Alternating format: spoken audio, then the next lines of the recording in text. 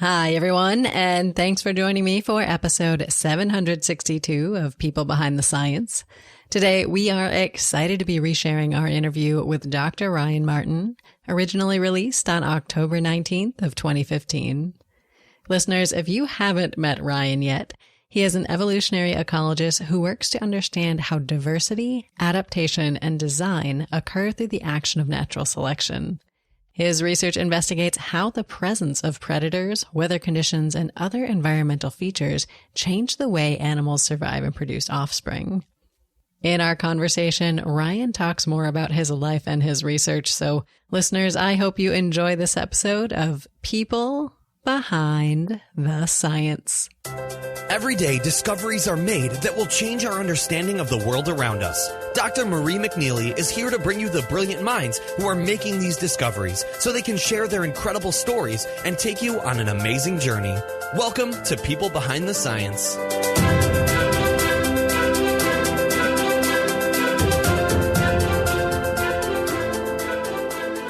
Hello, everyone, and welcome to another episode of People Behind the Science. I am thrilled to be here today with Dr. Ryan Martin. So Ryan, welcome to our show today. How are you? I'm doing great. It's a nice sunny day in Cleveland, which is not always the case, but yeah, it's a nice morning. It's a rare treat. I like it. I haven't grown up in Cleveland myself. I know the dark, cloudy days and the long, long winters. So. That is right. This summer season is usually fantastic. Everyone goes outside and doing everything. Wonderful. Well, I am excited to talk to you more today about you, your work, and your experiences. But first, I want to give our listeners just a little bit of background about you. So listeners, Ryan is an assistant professor in the Department of Biology at Case Western Reserve University. He received a bachelor's in Ecology and Evolution from the University of California, Santa Cruz, and was awarded his Ph.D. in Biology from the University of North Carolina at Chapel Hill. Afterward, Ryan conducted postdoctoral research at the North Carolina State University and also at the National Institute for Mathematical and Biological Synthesis in Knoxville, Tennessee, before he accepted his faculty position where he is today at Case Western. And listeners, Ryan is here with us today to talk about his journey through life and science. So Ryan, we are going to ask you a lot of questions today to get to know you both as a scientist, but also as a person. So can you start off by telling us what you like to do with your time when you're not busy doing science? Well, I'm starting up a new lab still, so it's been a little bit tough to fit in too many hobbies lately, but I do try to do some things. So we moved to Cleveland not long ago, and so I'm still exploring the city. I really love kind of finding new places to eat, and so this is a great town for us. We're still working our way through. But besides that, one of the things I really like to do is just doing as much hiking as possible, kind of in new and old places. So a lot of my research takes me in great places. I can do a lot of hiking, but just as much as I can, we grab the dogs, me and my fiancée, who's also a professor in the department here, and go hiking and go up in the mountains. I really love photography, but I've always been kind of what I consider an adequate amateur. Mm-hmm. No fingers in the frames, yeah. Yeah.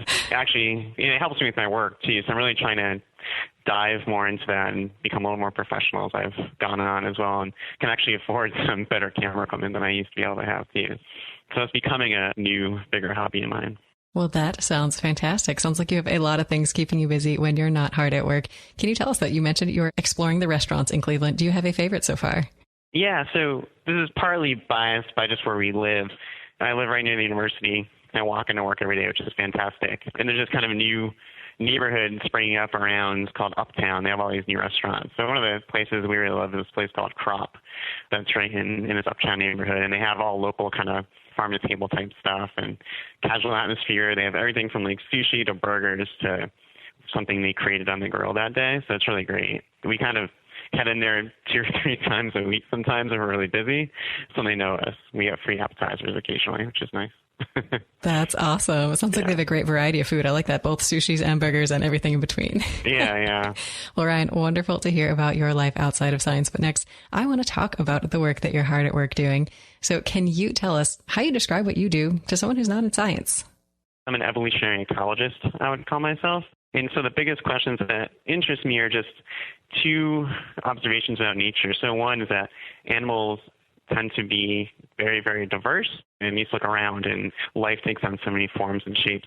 But the other is that this kind of appearance of design, people call it. So organisms seem to be well adapted to their environments. They tend to do well in all places where they're found. So my research at the biggest sense tries to understand that through the action of natural selection. So we know that natural selection is good evidence that that's what causes this appearance of design. So it helps organisms adapt to their environments. But what I'm really interested in is kind of what causes natural selection. So natural selection is a process. Organisms that do best in their environment survive and leave more offspring. But that's kind of just a boring process sense. What I really interested in is what causes that. And so these causes of selection are the environment they're in. So organism has to deal with predators in the environment, competitors, weather, drought, and storms, and things like that can change how they survive and how well they can produce offspring. And so really, it's what I try to study through experiments, but also through a lot of just observations in the wild, is how the environment, both the biotic environment and the abiotic environment, cause natural selection. And it kind of goes back to this, why are animals so diverse, too? So there's probably many reasons why, partly just history of different organisms have different evolutionary histories. But another reason is just that they live in different environments, and probably many things are causing selection. And so this kind of interaction between many different aspects of the environment drive evolution in different ways, different places. And so at the core, I'm really just trying to understand how natural selection causes both of these things, this diversity, but also this adaptation to different environments. Very interesting. So when you're talking about these changes in design, are you talking about body shape and things like that, physical things that we could see? Yeah, mostly. I do some genetic work as well, but I really focus on things like morphology, performance. So a cool example is things I still work on now, but I started working on in my Ph.D. in North Carolina.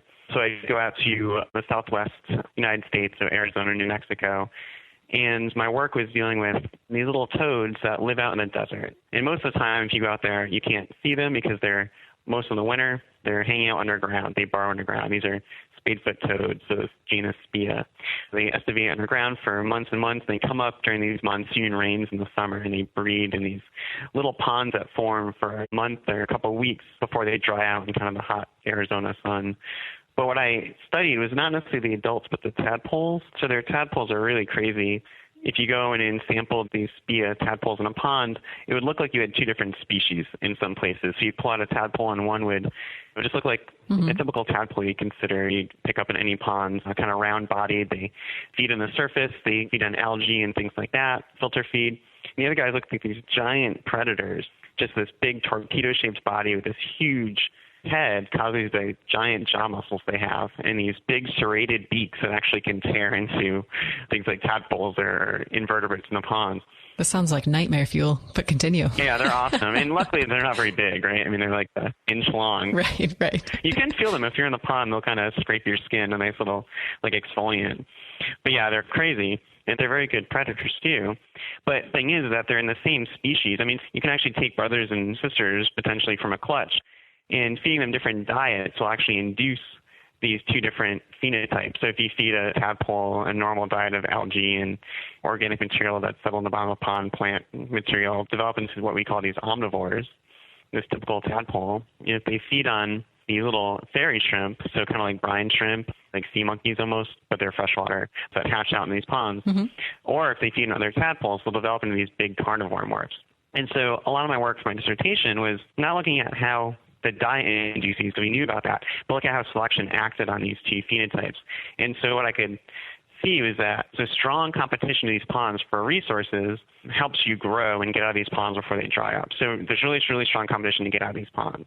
And so there's really strong selection to get enough food. And what happens is that the resources are pretty limiting. So there's not that much shrimp, there's not that much organic material in the ponds. And what happens is that tadpoles are kind of fall in the middle. They're neither carnivores or omnivores, do really poorly. But those that are either really good carnivores or really good omnivores can outcompete everyone else with those resources. So you get this what's called disruptive selection. So you have selection acting on two kind of types within the same species, same population, leading to this diversity within the same species. It looks like you have two people used to think they're in two different species. I think I got off your question a bit, but that's all right. This is very cool. Well, great to hear more about your work. And I think these toads in the desert sound like a fantastic example of what you said. You're studying these changes in body design, these things that evolution and selection are driving. Right. So very cool. And now I want to talk here a little bit about what motivates you. We mentioned you're just starting up your laboratory. You're relatively new to the assistant professor position. And I know this is a busy time and there's so much to get done. So can you share with us, Ryan, do you have a favorite motivational or inspirational quote that keeps you going? Yeah, I think so. I don't really go too much into quotes that often, but one actually that I was thinking about, and it goes back to kind of those motivations that drive my research. And maybe this sounds a little bit of cliche, but it's also long. But if you go to the last paragraph of Darwin's Origin of the Species, the last paragraph is called the Entangled Bank passage, and it's really beautiful. It kind of illustrates exactly what I do. So this is how Darwin closes the Origin of the Species. He's kind of laying out how he views life. So he says, "It is interesting to contemplate an entangled bank, clothed with many plants of many kinds, with birds singing in the bushes, with various insects flitting about, and with worms crawling through the damp earth, and to reflect that these elaborately constructed forms, so different from each other, and dependent on each other in so complex a manner, have all been produced by laws acting around us." And he skips ahead a bit, because he's talking there about natural selection and inheritance, things like that. And at the end, he ends with a beautiful sentence. He wasn't known for really fantastic writing either, so we're kind of pretty sad. Not eloquent prose, yeah. Yeah, so he says, "There is grandeur in this view of life, with its several powers having originally breathed into a few forms or into one, and that, whilst this planet has been cycling on according to the fixed law of gravity, from so simple a beginning, endless forms most beautiful and most wonderful have been and are being evolved." And I really like that because it does actually summarize why I do what I do, to try to explain, like I said, how you have this diversity in life and just how it's come about, essentially, and then we can explain it. But he says it in a really elegant, nice way that I think kind of evokes a lot of beauty, and it's kind of neat because most people don't think about that when they're thinking about science per se. Certainly. And I think there is so much beauty in science if you stop and look for it and stop and think about it. So fantastic quote to pull. And now I want to know next about some of the people who've inspired you or maybe had a big impact on you as you've gone through your career. So Ryan, can you share a little bit about some of these role models that you've had? I think probably the biggest role models are just the kind of mentors I've had as I've gone through different stages of my career. And the one that really got me into what I do now is at the University of California, Santa Cruz, where I did my undergraduate. And when I went there, I wasn't really sure what I wanted to do. I knew I liked biology, and I had a sibling who had gone to medical school. That was something that people seemed to do, but I wasn't really sure about that. Mm-hmm. But there was happening an advertisement for someone to work on a lab, to work on lizards, actually. And it was this professor, Barry Cinervo, who's still at UC Santa Cruz. I ended up working in his lab on this kind of lizard work, looking at this cool mating system where males have different reproductive strategies they use and females have kind of different reproductive strategies. And it's kind of this big game they play with each other over evolutionary time. But in any case, Barry's just super enthusiastic about science and really positive all the time. And you'd come to him just as an undergraduate and you'd have an idea for a project you want to do. And he would just kind of say, yeah, go for it. Just always thinking really, really big. He really taught me that you need to think these really big questions and then decide how to answer them at kind of a smaller scale. So he really kind of got me into science, into evolution and ecology that I do now.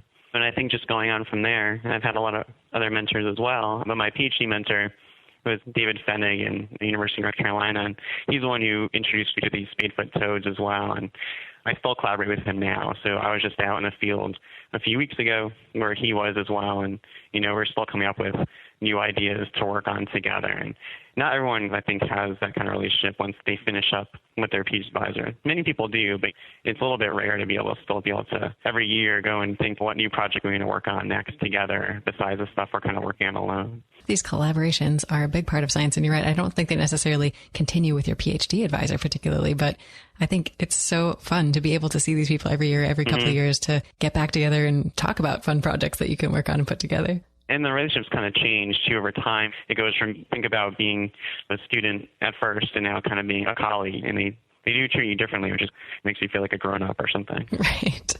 I think the first time in undergraduate when the professor I was working with asked me to call them by their first name, it was a transcendent experience. Wait, we're on the same level. Yeah. Very, very cool. Well, wonderful to hear about some of these people who've had a big impact on you and on your career. But Ryan, I want to go back to the beginning and talk about where it all began. You mentioned when you entered college, you were already interested in biology. Can you tell us where that interest began? It's kind of hard to remember. So I grew up in Massachusetts, and I always liked nature, but I wasn't the kind of kid who was doing experiments in their backyard, things like that. I liked wandering around, just kind of looking at things, and go to the beach, and I liked just being outside in nature. I was good academically in biology, but I didn't really put those two things together.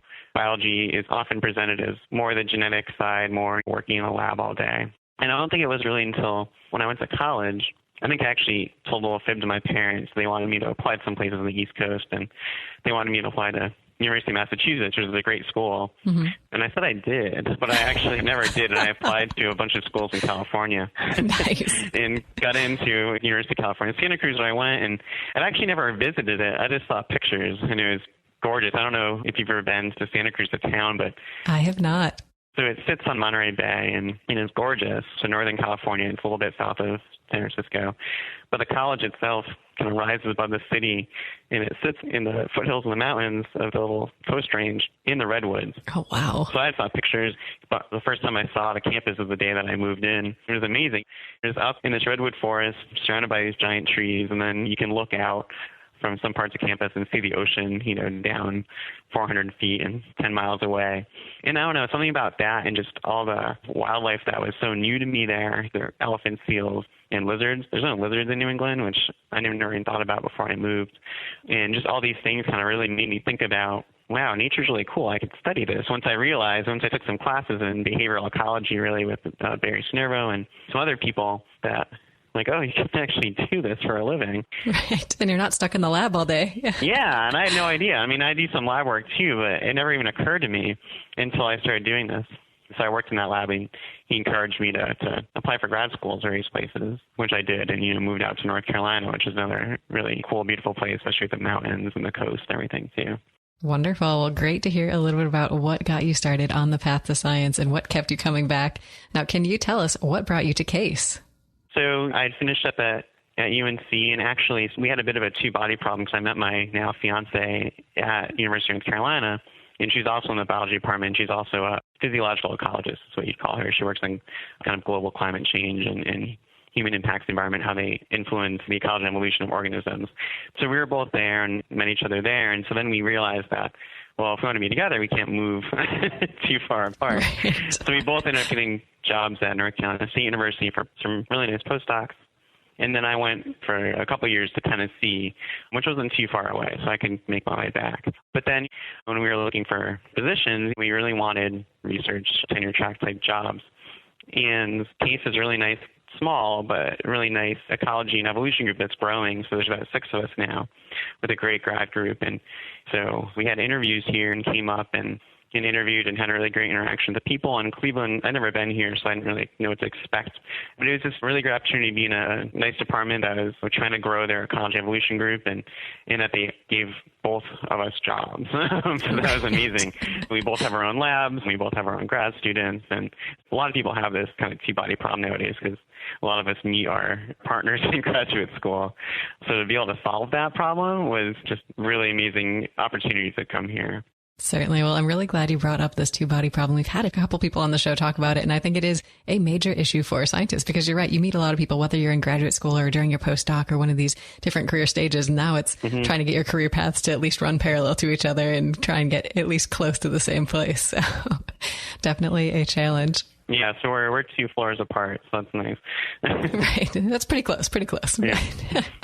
Well, Ryan, wonderful to hear about your history and how you got to where you are today. And you talked a little bit about your project with toads. So is there another project that you're really excited about in the lab that you'd like to share? Yeah, I work on various things. So the toads are probably my primary system, but I've worked on fish. I've actually worked on, not directly, I've never actually seen one, but gazelles in Arabia that I've used some data from. But I'm actually getting into some insect work as well. So one project that actually is a collaboration, again, with Sarah Diamonds and my partner that we're really excited about is this idea of its evolution. So it's the idea of if and how organisms are evolving to urban environments, so man-made environments.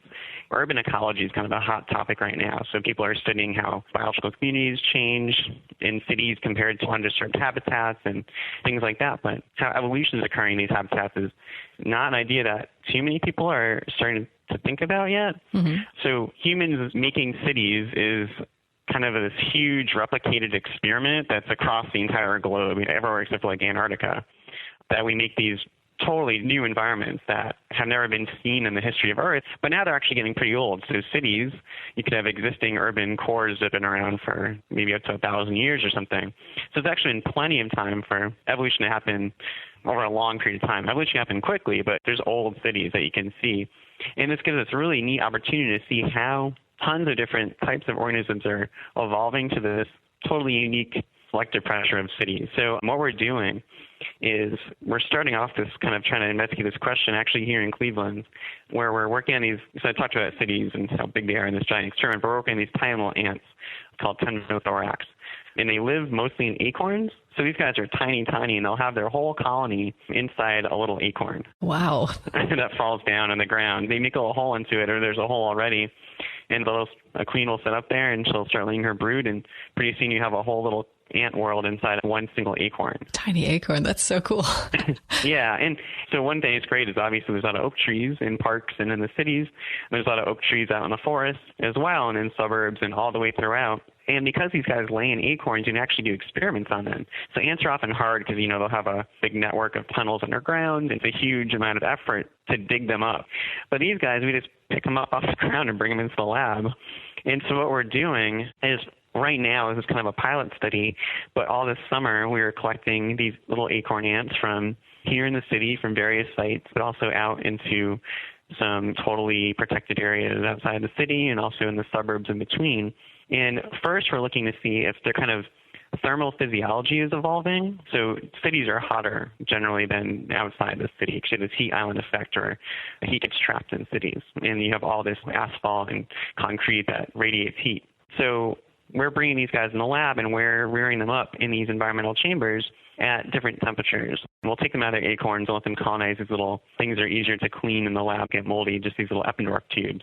So they'll happily make a home in these little tubes. And you give them some sugar, water, and some dead insects, and they're totally happy. And so we're rearing them up under temperatures that are typical of the rural environments and typical of the urban environments. And there's some actually new workers that are born in the lab too.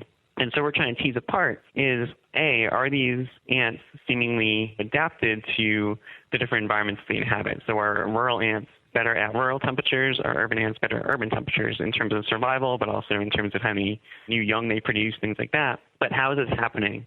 And it can happen in two ways, not mutually exclusive.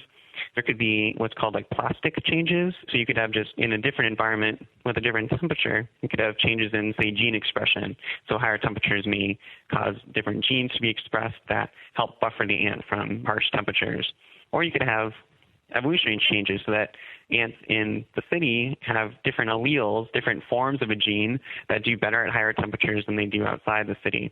And so right now we're just looking at not the genes themselves, but just performance. And if these ants are changing due to these plastic changes, that if you switch them, if you put an urban ant into a rural environment, after a little bit of time, it would acclimate and be able to do okay. Or there are actually evolutionary changes that are going on over like just a couple of miles. And right now we do have some kind of preliminary evidence that does seem like they are evolving, that there are some evolved differences, so changes in possibly, we don't know yet, but changes in forms of genes that actually are making these ants diverge, that urban ants aren't the same, city ants aren't the same as rural ants, even though they're only a few, maybe 5 miles apart or so. Sure. So we're really excited about that, and we'd like to expand it if it keeps going well to more cities. And we imagine that in the desert, things might act a little differently than they do here. So you can look at what are the shared responses of evolution to urban environments in ants, but we can look at different species too, compared to what's unique about maybe different locations. So this is a pretty cool project. We're kind of excited to see where it takes us in the next couple of years. Well, this sounds like an awesome project. So thinking practically, is it easy to find the acorns that have the ant colonies, or do you have to dig through a lot of acorns before you can find one?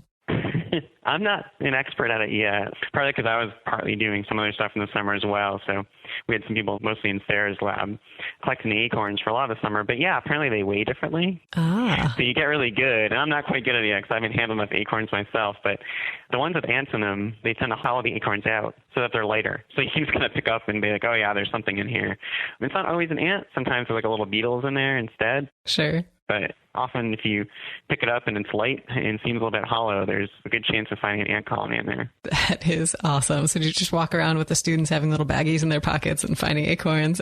Yeah, and then you cut it open, you kind of snip off the top with some shears and look what's in there. Yeah. I like it. Well, Ryan, this sounds like a fantastic project and really interesting work that you're doing. And so far, we've talked about a lot of the great aspects of your career as a scientist, but we haven't talked about the struggles, the challenges, and the failures. Everybody has them. Can you share a story of yours? Yeah, I do remember, and this is probably the hardest transition you make, besides maybe being a new faculty too. But I remember when I went from being an undergraduate student to starting off in the lab as a grad student, And you generally think you're pretty smart if you're in grad school, and you realize that everyone's smart in grad school, which is kind of a shock, or smarter. Right. So I tried, and this is in North Carolina, and I tried an experiment my first winter, looking at actually kin selection in these tadpoles. So these carnivore tadpoles, we know that they can tell who's their sibling and who's not in various ways, and they tend not to eat their siblings, and they tend to eat unrelated individuals. So these guys can tell who their kin are. So I was trying to do an experiment to look to see if tadpoles would compete less with their kin than they do with unrelated individuals if you're competing for the same food types. And so I did this, and I thought this was a fantastic idea, and I tried it, and it turned out that while the experiment went really well, I couldn't ask for anything better in terms of just it working smoothly. I had just null results. There's no difference between my treatments, so that's a result, but it didn't let me go anywhere with it. It didn't suggest any further avenues. And I never really had that kind of thing happen before, and I was a little bit stuck of what to do next. I'd always thought I'd never run out of ideas. I have a lot of ideas that come to me, but I kind of got into a rut, and it took me, I remember that summer, trying to think of a new project to do, and I was actually avoiding my advisor. Oh, no. You'd see if their door was open or not and go around the other way, so you have to tell them what you were doing. And it was kind of like sitting at my computer and knowing that I should be doing some kind of work, but I wasn't sure what to do. Right. It was just kind of the transition to having to be self-motivated, meaning that no one was telling me what to do. I was supposed to come up with my own stuff and do it. I tried it and it failed. So it was a hard time, and I think what got me out of it was actually the next summer, I went out into the field, and I was just doing these big collections of tadpoles all throughout the Southwest. So it was all by myself, and I drove for about 2.5 months from Texas all the way through Texas, stopping at little pools. I mean, tadpoles I was interested in, through New Mexico, Colorado, Arizona, all by myself for about 2 months or so. And I was able to think a lot and realize that, I could do this kind of giant trip by myself, which is really nice. Mm-hmm. And able to really just think through and kind of get these old ideas in my head because I was just alone all day, thinking my thoughts all day in this kind of gorgeous environment with giant sky and everything. But I think the lesson was that I just really had to learn how to be an independent scientist and, be responsible for everything that I did, so the failures and successes. Well, I love the story about the road trip that you took. I can only imagine you in your car surrounded by tadpoles thinking deep science thoughts. But I think this is a really great experience that you pointed out, this transition to an independent scientist. And this is something that is a point of struggle for a lot of people, because you go from undergraduate where you're sort of more memorizing facts, kind of doing rote experiments in lab, to now having to come up with your own ideas. And it is so disappointing when you put a lot of work into it and you get this null result and you're like, oh, well, now what? Yeah. And actually years later, I thought of a new follow-up experiment for that one and combined the two together and actually got it published. So that was really nice. So years later, I had an epiphany and realized I just had to run one more experiment. And so I ended up not being lost either. But that was about 6 or 7 years later. Well, there was a silver lining to that cloud. I like it. Yeah. Well, Ryan, in addition to talking about these challenges, these struggles, we love to talk about success. So can you share one of your success stories with us today? It's kind of an ongoing, hopefully, success. So I have a new lab. So I have people coming into the lab now. So now I have 2 graduate students, one who just arrived a few days ago, one that came last year, and I have the same with some postdoctoral scholars. I have one that arrived last year and one coming in about a week or so. And so managing people and being actually not too much different in age than, say, my postdocs is interesting. I thought that would be a big challenge, and it is. So this summer me and my postdoc and I went out to Arizona to do work on the toads. And had a really ambitious schedule, so we had about 4 projects we wanted to do in a pretty short time. And when you're out there, you have to wait for it to rain because the toads breed when these big monsoons come. So it's kind of a race against time. So we went out in early July, and then I had to come back for a meeting that I was giving a talk at in just a few weeks ago in August, I guess last week, in Baltimore. So it was the Ecology of America's 100th anniversary, and they had a big meeting. And what we realized was happening is that time got closer and closer, that we were never going to finish our projects before we had to leave. Oh, no. But luckily, there was some fantastic, so we work at this research station. It's called the Southwestern Research Station, that's run by the American Museum of Natural History, and it's in the kind of mountains of Arizona, some of the Sky Islands they're called. And so there's some fantastic interns they have every year. Some are undergraduate students, some are just finished college. So kind of going through this transition that I went through. And for some of the projects, we were able to leave kind of the wrapping up with them, which is really nervous, but they've been doing a fantastic job. So that was, I think this summer in general has been a good success of the first summer of having multiple projects at once. Usually when I was in postdoc or grad school, I ran maybe one project at a time. And this summer we had about 4 spade foot projects going. We try to do some fish work. We had this ant project going here. I think this summer has been a success of trying to run a lab of multiple people rather than just me. And so hopefully it keeps going well. But I think most of the results we've had so far are pretty cool.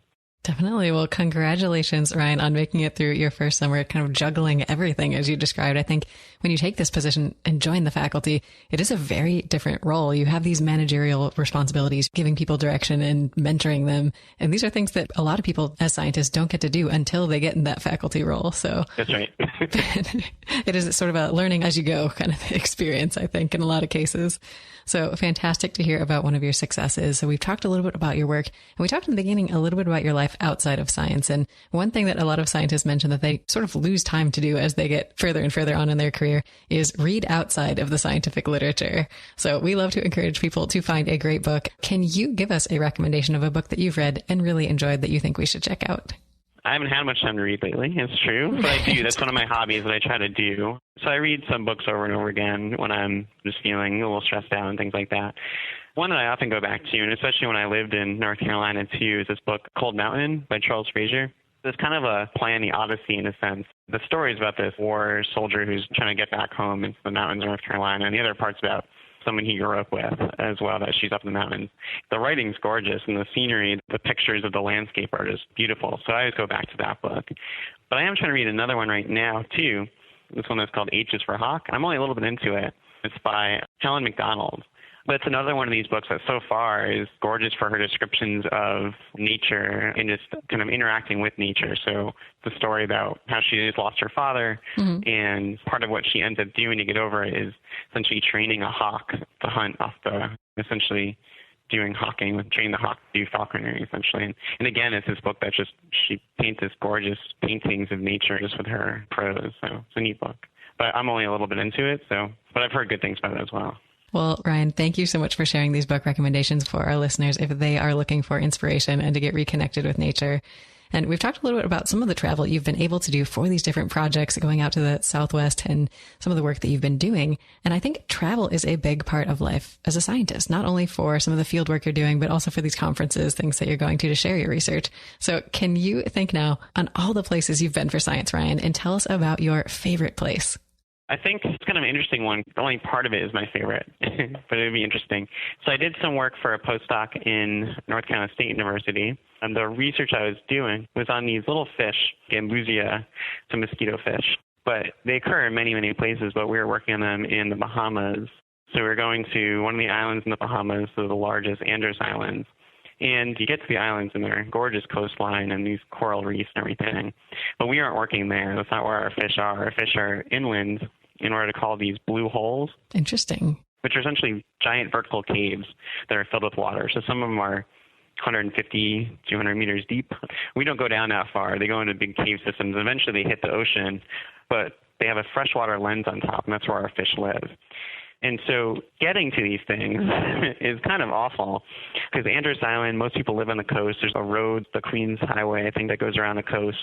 And no one lives in the interior. And the interior is filled with old, like kind of second growth pine because a lot of the woods were cut down in the 60s. Mm-hmm. So it's this second growth little stubby pines. And then this stuff called poisonwood, which is this awful relative of poison ivy and things like that. Oh, no. So they make trees and bushes and vines and everything.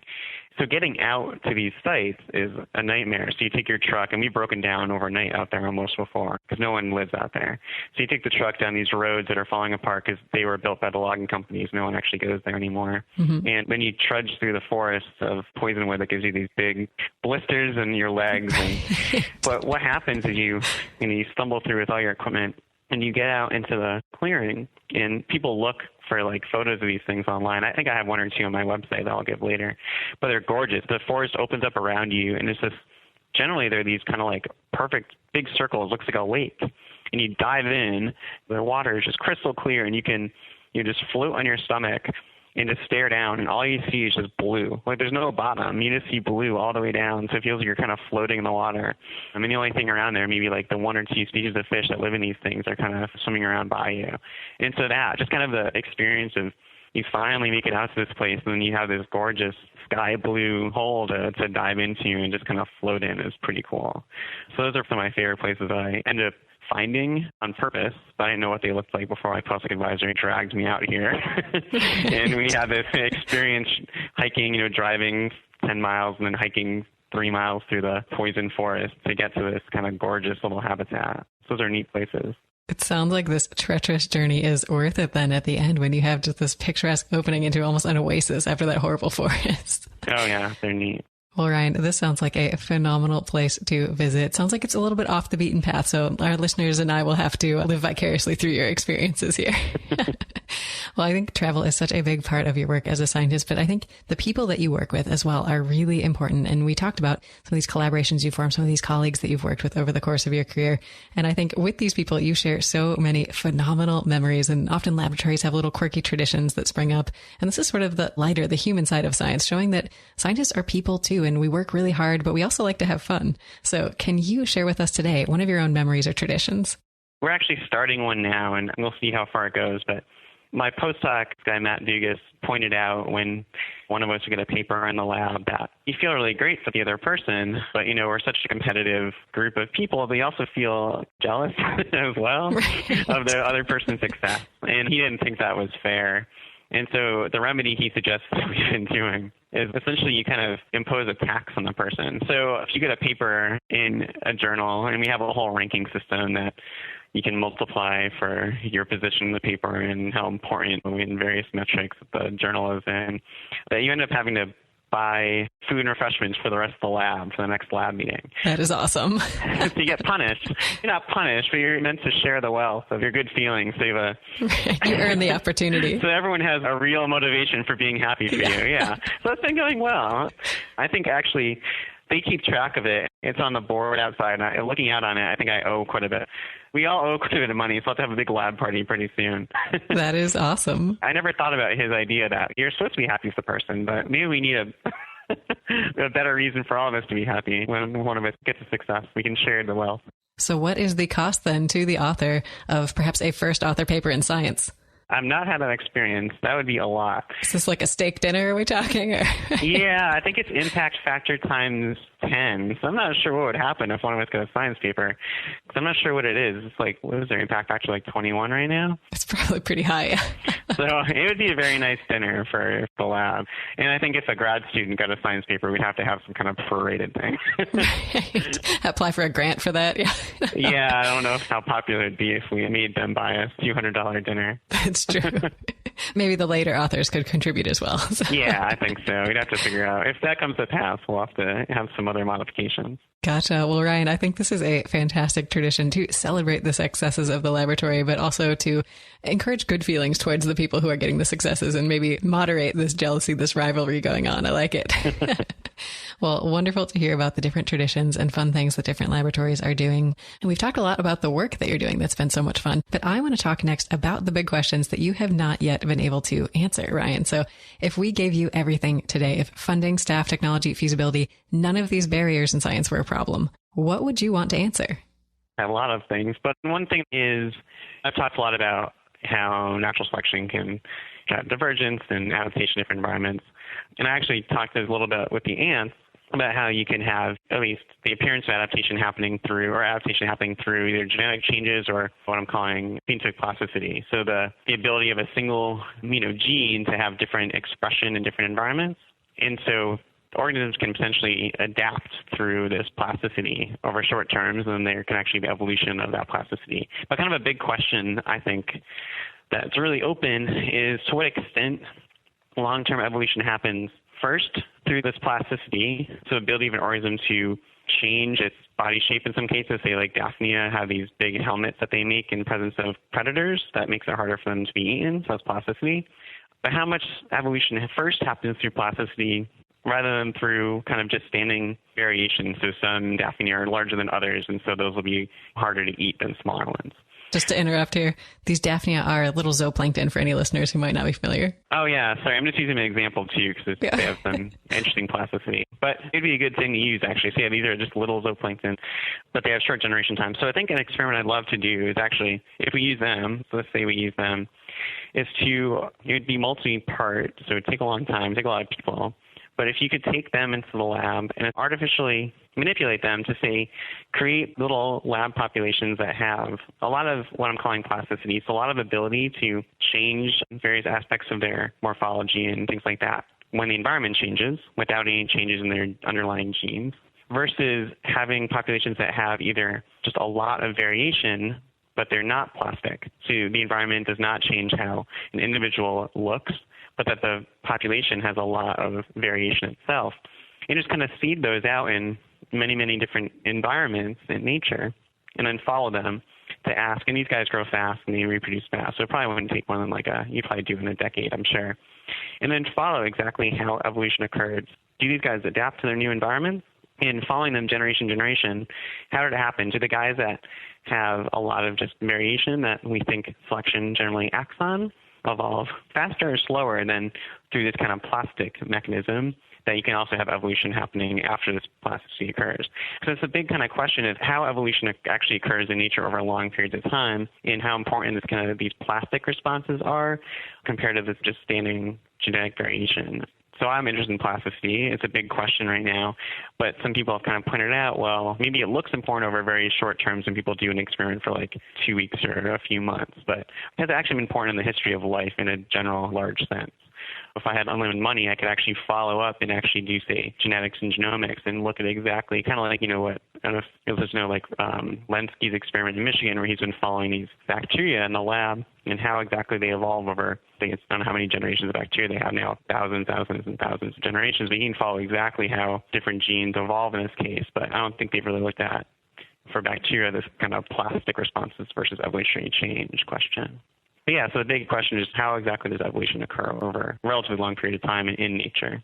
Definitely. Well, I love this question. And I think it's interesting to think about evolution on these shorter timescales. I think most people hear the word evolution, they think, thousands, millions of years.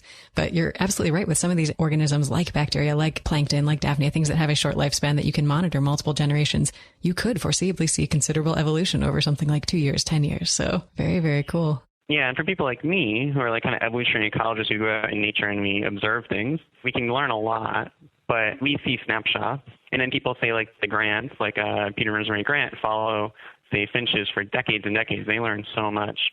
But experiments like theirs are a handful. Sure. It's hard to get those funded. Yeah. If we had money in unlimited time, we could really dissect these kind of things over longer periods of time, and that'd be fantastic. Absolutely. Well, wonderful question to ponder, and great to hear that some people are at least making a little bit of progress in that arena. But I think you're absolutely right. Getting the funding and having the time and the manpower to do some of these experiments is a challenge in science today. But we love dreaming big on the show, and we love hearing about the experiences of our guests and some of their dream research questions. And now, thinking about some of the people that you've worked with, I want to talk about advice next. We love giving our listeners some advice that has helped people along their journey. So can you pinpoint the best piece you've ever received and share it with us today? I think one of the best pieces of advice that my graduate student mentor kind of always used to say, he had a lot of phrases he used to say, but one of the things he always hammered in is, if you kind of had an idea that you wanted to pursue, he never wanted you to just focus on just that. He always said, it should be a competition of ideas. That's always stuck in my head. But you shouldn't be wedded to a single thing. You should let the best idea win out and don't get stuck. If you are working on something and you come up with something that might have more impact or might be more interesting to pursue, it's hard to let go of the old one, but you need to let that happen, essentially. I like this idea of competition of ideas. It's almost like natural selection of your ideas applies well to your field, I think. Yeah. Fantastic advice. Now, is there any other last piece of advice, Ryan, or any last note of inspiration that you want to end our conversation on today? I guess this goes back to, and it's something I struggle with, it kind of goes back to getting too focused on something, and that's just remembering to realize what inspired you in the first place. So I said I liked hiking and things like that, but I often forget that sometimes that's where I actually see things happening in nature. You get so focused on your one system or your one little question, but you forget that you need to know what's going on in the world if you study some aspect of nature. I mean, one thing that people are kind of losing is this knowledge of natural history. So just how I was observing things in the wild, understanding at a broad level how organisms interact, not in like an experimental sense, but just stepping back and kind of watching how organisms interact with their environment. And that's really hard to do. And sometimes I only do it, again, when I'm like relaxing and taking time off. But I realize it needs to be more part of my everyday work as well, that I need to incorporate that aspect and not get too focused on something. So you might kind of miss some really interesting things or miss the big picture, essentially. Well, Ryan, I'm really glad you emphasized this big picture view and making sure that you keep your field, your projects sort of connected with, in touch with the rest of what's going on in the world. I think that is so important in science.